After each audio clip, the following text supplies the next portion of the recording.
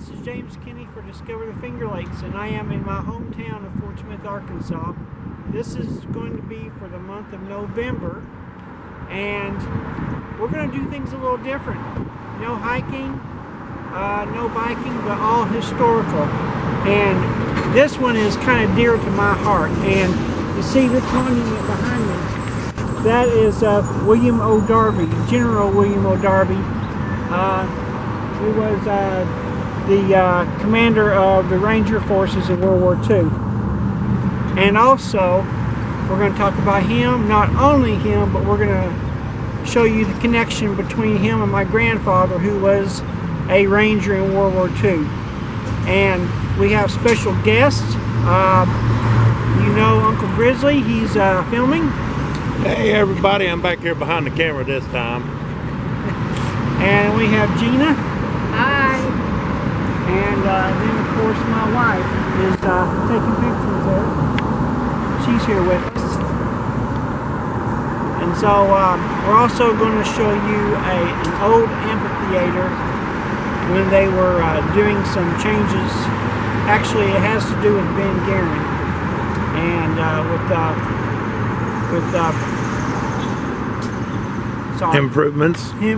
Yes, with the improvements of Ben Guerin and Fort Chaffee. We'll show you that also. So let's get this episode started. The statue honoring Fort Smith native and World War II hero William O. Darby was dedicated on the 71st anniversary of his death. This placard honors William O. Darby as a soldier, a leader, and a citizen of my hometown of Fort Smith, Arkansas. It also talks about his life and his accomplishments in World War II, which we will talk more later.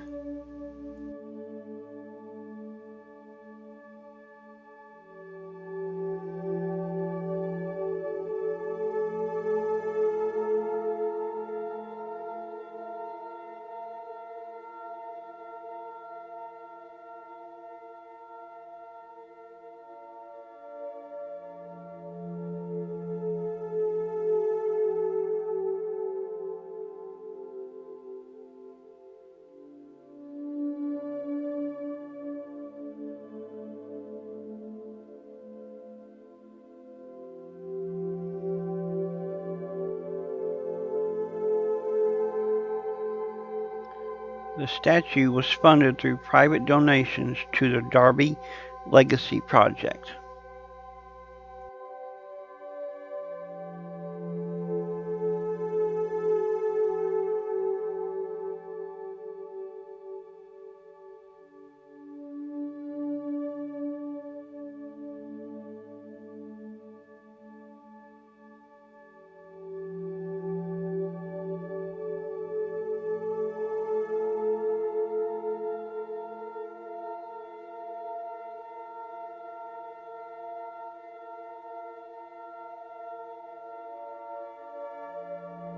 The memorial statue, which is placed in Cisterna Park in downtown Fort Smith, Arkansas, features the Brigadier General riding a 1942 Harley Davidson, the motorcycle he used in the war.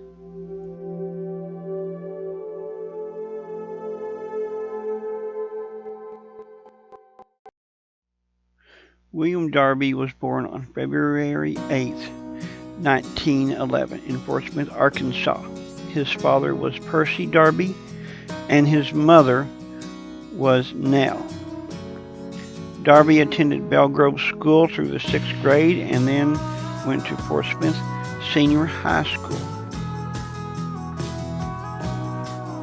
Darby's childhood home in Fort Smith now serves as a heritage museum that contains personal military memorabilia of General Darby and other World War II memorabilia.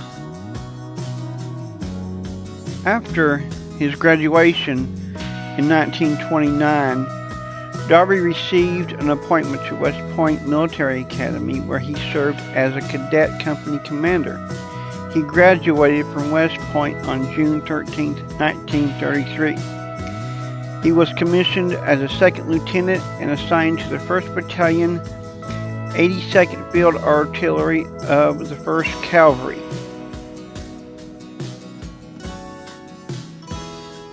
After the bombing of Pearl Harbor in 1941, Darby was deployed with the division to Northern Ireland in January 1942.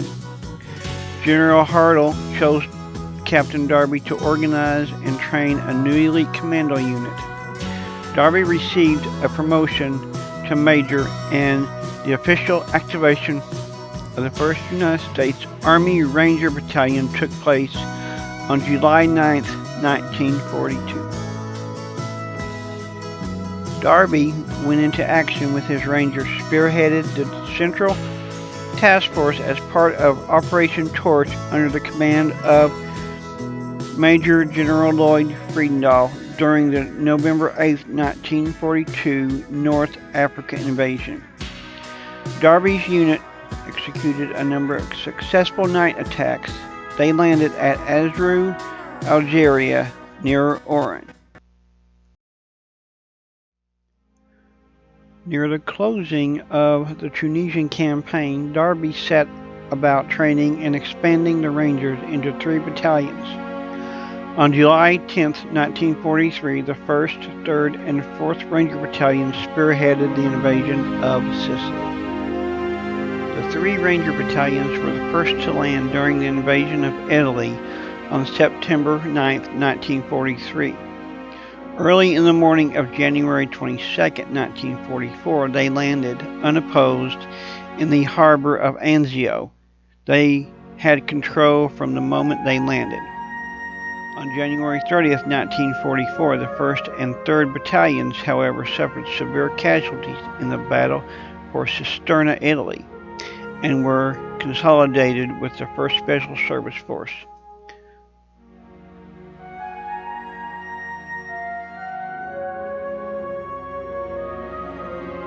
These 2 columns are the only remains at Solabella from the battle that the Rangers were involved in.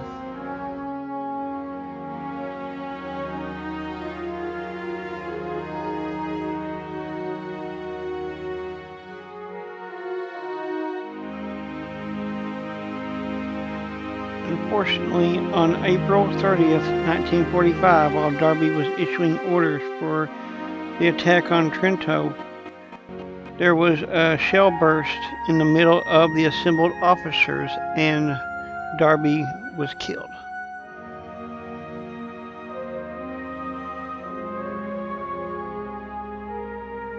Now, as a result of the efforts by the Rangers in Cisterna, Fort Smith, Arkansas, and Cisterna became sister cities. Okay, so what a dedication to William Orlando Darby. And as you can see, I'm back in New York doing what I love to do, hiking. The episode is not done yet. We still got some more stuff to talk about. So let's talk about my grandfather, James Howard Kinney. Now, I did not know my grandfather, but I always heard that he was in the Army in World War II, a Darby Ranger also, but I did not know him all that well. However, this article that you see here is an article that my grandmother cut out of the Fort Smith newspaper talking about a special exhibit to Darby. And you probably cannot see the handwriting. She always wrote on stuff. I think she's put the date 1944, and she mentioned also on there that talked about Grandpa James being a part of that group. Now this document I received years ago is a document for volunteers for the Ranger battalions. And the date on here says received May 17th, 1943. I've always believed that my grandfather joined the Rangers in 1943 in North Africa. And at the lower bottom it says, your grandfather may have joined the Rangers at this time.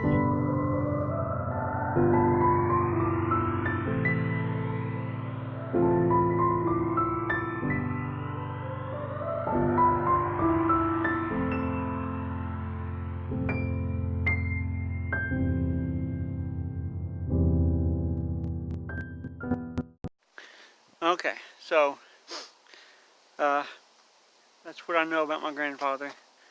A lot of information about him, and you know, just something I'm proud of.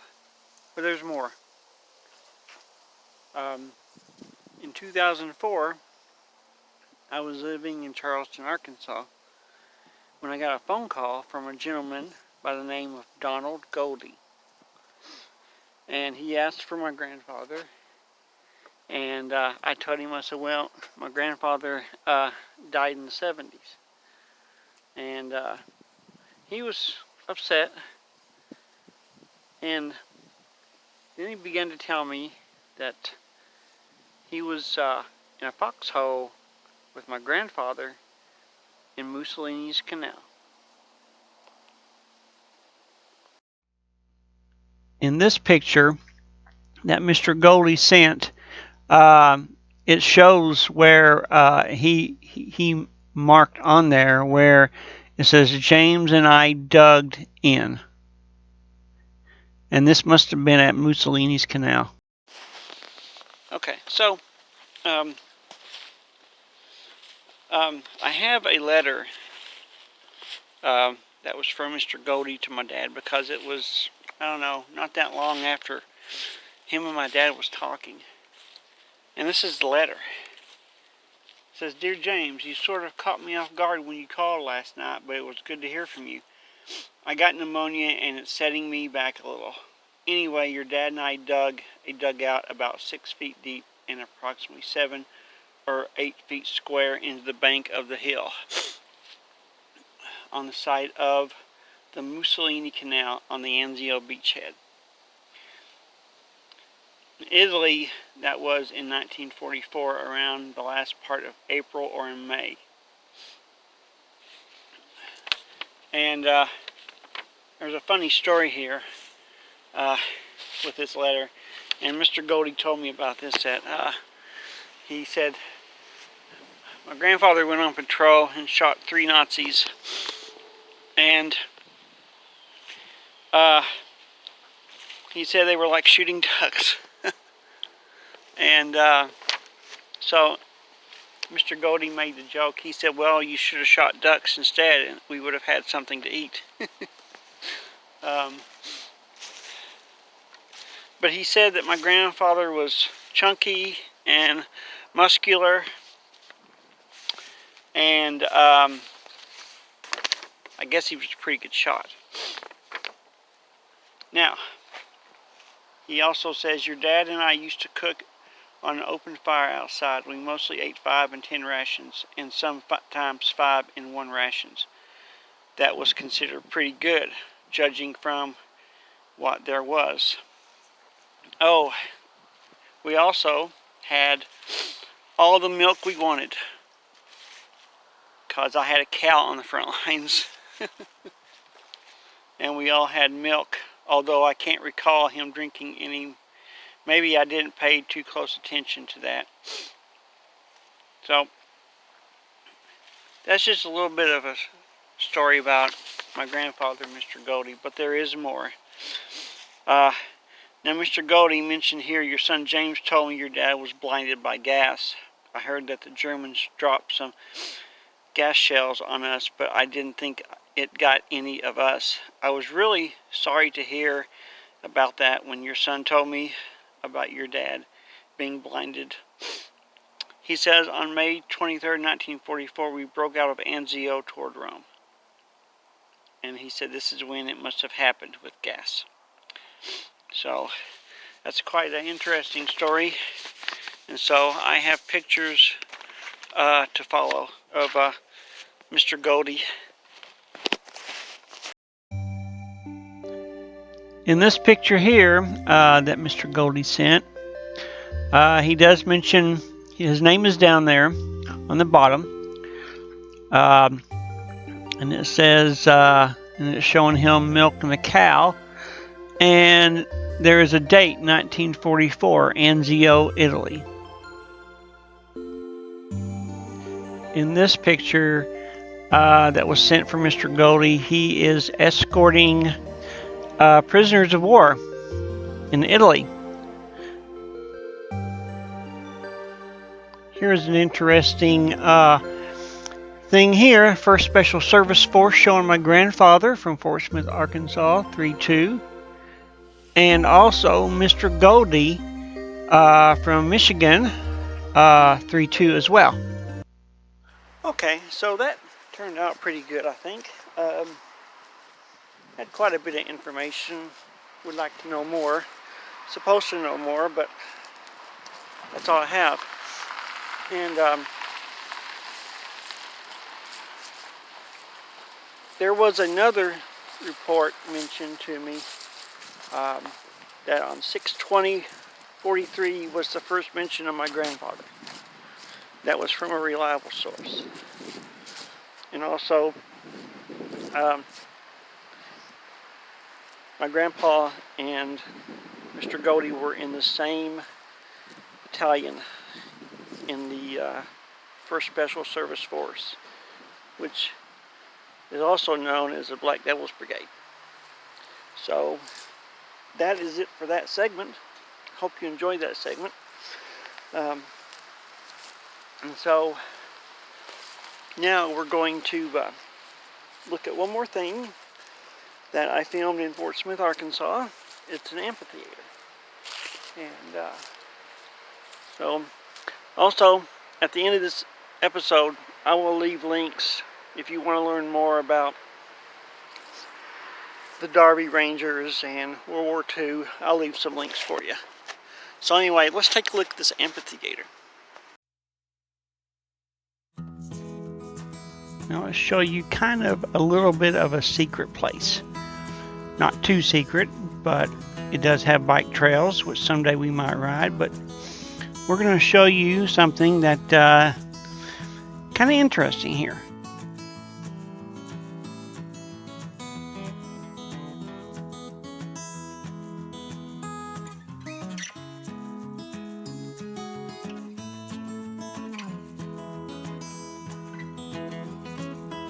Now today, people use this place for, I have heard, church services,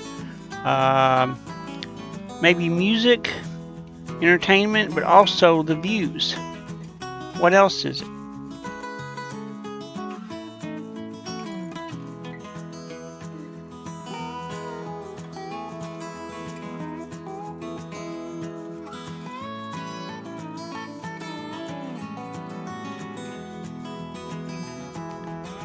Well, it's called McClure Amphitheater, Camp Chaffee, 1953. The McClure Amphitheater was built in 1953 by Colonel George W. McClure and his troops. The structure was constructed using native Chaffee stone and was used by soldiers for map reading classes, occasional church services, and other events.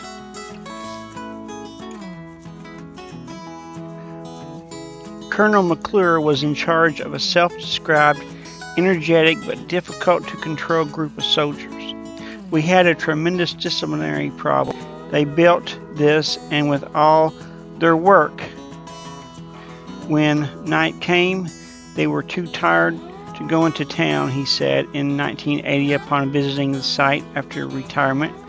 His method of training, which included projects such as this to occupy soldiers' idle time, drew some criticism. However, the father of one of the soldiers later complimented him for his influence on his son, and Colonel McClure beamed. They finally became the best disciplined company on the post.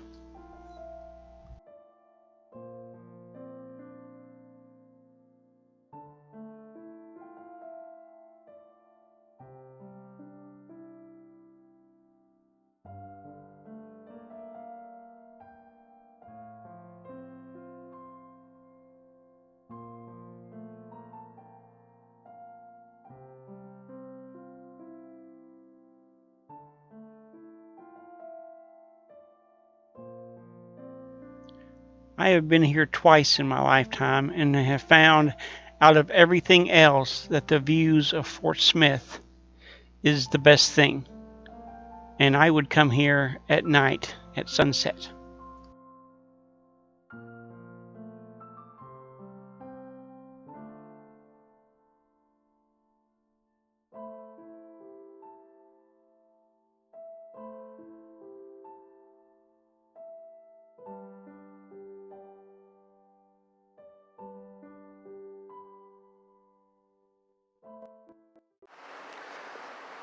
Well, that is the end of this episode for November. And also, remember, Veterans Day. So, we got to remember our veterans. Now, for next month in December, we may not have an episode. It's possible that I might do a little promo for January. I want to thank everyone at the Descendants of the Rangers, Darby Rangers on Facebook. I want to thank my cousin Terry Wise Whitney, who has helped me with some of the information. Laura Moore, who has given me some information also. Everybody, Stefano, I need to thank him for providing me a picture. He is also on the Descendants of the Rangers, and he is from Cisterna. Now this story may not be over with because I have plans to go see my grandfather's grave in California, and he had at one time a vineyard in California. Don't know if I'll ever go, but who knows.